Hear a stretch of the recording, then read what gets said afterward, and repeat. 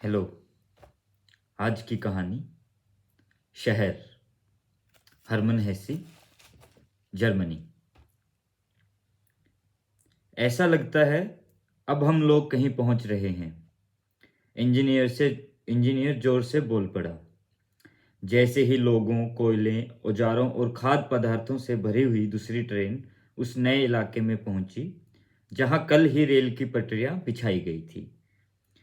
घास भरी जमीन के उस अछूते विस्तार में सूरज की सुनहली किरणें चमक रही थी। दूर क्षितिज पर पेड़ों से भरे पहाड़ नीले कुहासे में नहा रहे थे।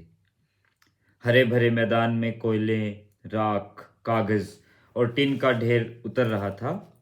शोरगुल हो रहा था और जंगली कुत्ते और बैल यह सब देख रहे थे। आरा मशीन की पहली कर्कश आवाज दूर जंगलों को चीरती चली गई। बंदूक की पहली गूंज मेघों की गड़गड़ाहट की तरह पर्वतों पर तैर गई। लोहे पर भारी हथौड़े की पहली चोट की घन आवाज हुई। टिन की छत की एक झोंपड़ी खड़ी हुई। दूसरे दिन लकड़ी का एक घर। फिर दिनों दिन पत्थर के मकान दिखाई पड़ने लगे। जंगली कुत्ते और बैल वहां से दूर रहने लगे और दूरी भी रखने लगे। जमीन जोते जाने लगी और उसमें फसल उगी।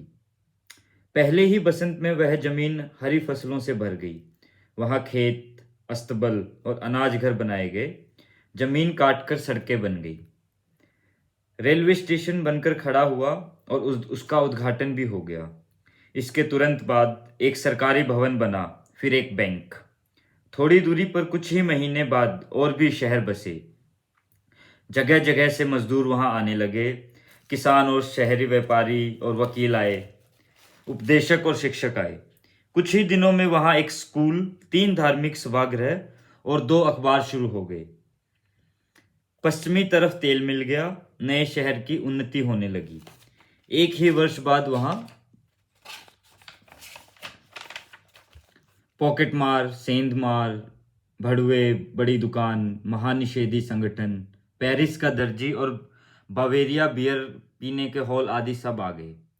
पास के शहरों की स्पर्धा से और भी प्रेरणा मिली। जब किसी चीज की कमी नहीं थी, चुनाव अभियानों से लेकर हड़ताल तक, सिनेमा घरों से आध्यात्मिक केंद्रों तक सब कुछ था। फ्रांसीसी शराब, नॉर्वेजाई मछली, इतावली सॉसेजेस, अंग्रेजी ऊन और रूसी कैवियार भी उपलब्ध हो गए थे।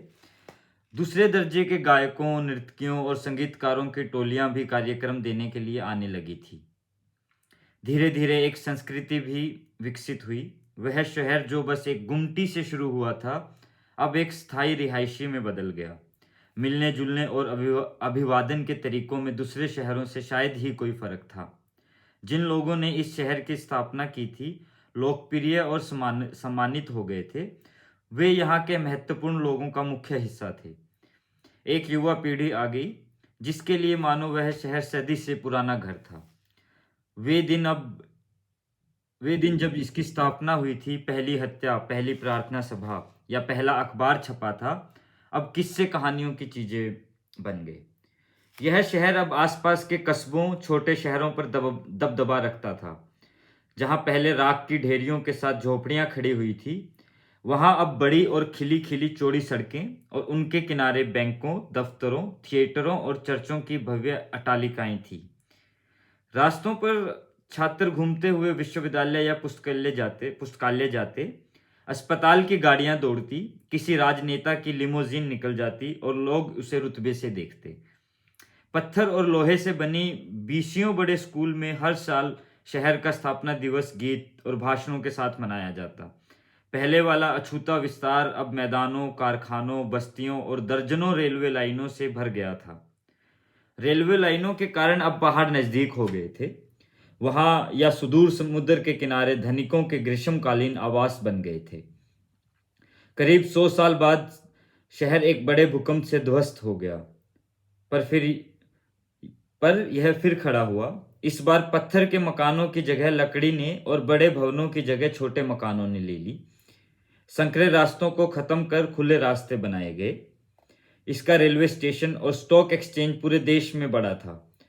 पुनर्निर्मित शहर को वास्तुविदों और कलाकारों ने सार्वजनिक भवनों, पार्कों, फव्वारों और मूर्तियों से सजाया। नई शताब्दी में यह शहर देश का सबसे धनी और सुंदर शहर माना जाने लगा। सारी दुनिया से राजनीतिज्ञ और वास्तुविद, इंजीनियर और मेयर यहाँ के भवनों, जल व्यवस्था, प्रशासन और संस्थानों का अध्ययन करने आने लगे। शहर के नए टाउन हॉल का निर्माण आरंभ हुआ, जो दुनिया में सबसे बड़ा और शानदार था। तरक्की और स्थानीय अभियान बढ़ने के साथ साथ वास्तुकला और स्थापत्य में नफासत बढ़ी और विकसित होता हुआ यह शहर अभियान और सौंदर्य के चमत्कार में बदल गया। शहर के बीच का हिस्सा, जहाँ की इमारतें एक खास हल्के रंग के पत्थरों से बनी थी, चारों तरफ से बड़े सुंदर पार्कों से घिरा था। उसके बाद विस्तृत सड़कें, जिसके किनारे घरों की कतारें खड़ी थी, दूर देहातों तक जाकर खो जाती थी। खूब सराहा जाने वाला एक विशाल संग्रहालय था, जहां हमेशा देखने वाले आते रहते थे।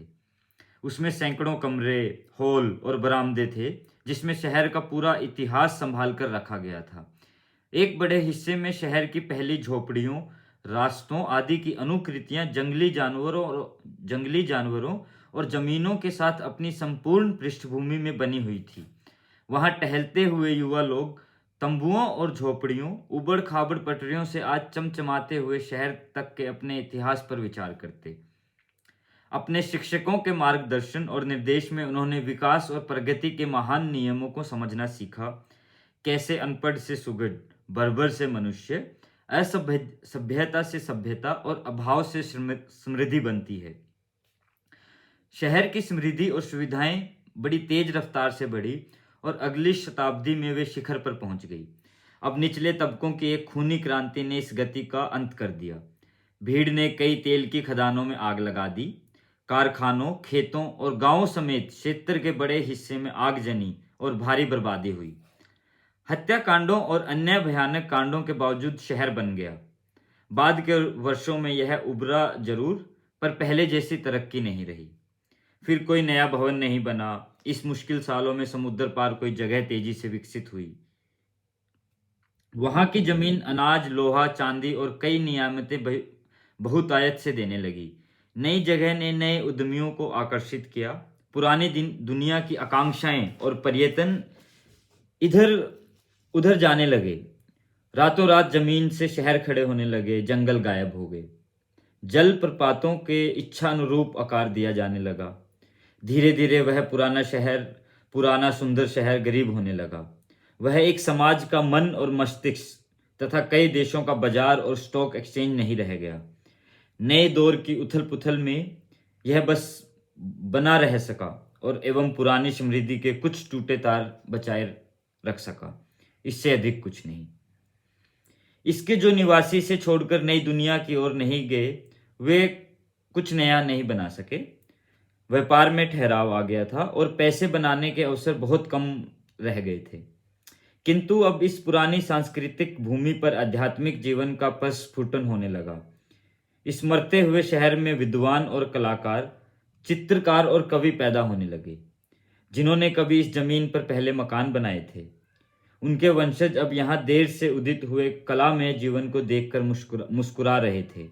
उन्होंने काई से आच्छादित बागों की उदास गरिमा के चित्र बनाए, जिनमें जर्जर मूर्तियां और हरे तालाब थे, या वे प्राचीन वीरतापूर्वक युग की उथल पुथल अथवा पुराने महलों में रह रहे थके लोगों के मूक स्वप्न के बारे में संवेदनशील कविताएं लिखते थे। एक बार फिर इस शहर का नाम और ख्याति दूर दूर तक फैलने लगी। चाहे बाहरी दुनिया युद्धों से हिलती रहे और बड़ी बड़ी परियोजनाओं में व्यस्त रहे, यहाँ के लोग शांतिपूर्वक एकाकीपन और प्राचीन गौरव के सपनों में जी सकते थे। यहाँ की शांत सड़कें फलती फूलती डालियों से आच्छादित थी। मौसम की मार झेलते हुए विशाल भवनों के अगरभान निःशब्द चौराहों को देखते होते और काई जमे फव्वारे संगीत में राग गुनगुनाते। 1 या 2 सदी तक दुनिया के युवा लोग इस पुराने स्वप्निल शहर को चाहते और सम्मान करते रहे। कवियों और पर्यटकों ने भी इसे सराहा, किंतु जीवन अधिकाधिक दूसरे देशों की ओर मुड़ता जा रहा था। समय इस शहर में पुराने बशिंदों की अगली पीढ़ियां लुप्त होती जा रही थी। सांस्कृतिक हलचलों का दौर भी बहुत पहले छूट चुका था और अब उसके सड़ते अवशेष ही बाकी बचे थे। इसके आसपास के छोटे छोटे शहर वीरान और खंडरों में बदल चुके थे। कभी कभार विदेशी चित्रकार या पर्यटक यहाँ आते और समय समय पर जिप्सी दल तथा भगोड़े अपराधियों का वहीं बसेरा होता था। शहर से थोड़ा हटकर एक भूकंप आया जिसने पास की नदी की धारा बदल दी। वहां की भूमि का एक हिस्सा दलदल में और शेष रेगिस्तान में बदल गया। धीरे धीरे पहाड़ से पुराना जंगल नीचे उतरने लगा और पुराने ग्रीष्म आवासों तथा पत्थर के पुलों के भग्नावशेषों को अपने कब्जे में लेने लगा। विशाल प्रांतर को वीरान देखकर जंगल ने उसे टुकड़े टुकड़े अपने गिरफ्त में लेना आरंभ कर दिया। दलदलों पर रहस्यमय हरियाली छाने लगी और खंडरों पर बड़े बड़े पेड़ उग गए। अतः शहर के बसिंदे उठ गए। जो बचा वह एक अनाम किस्म का खंडर।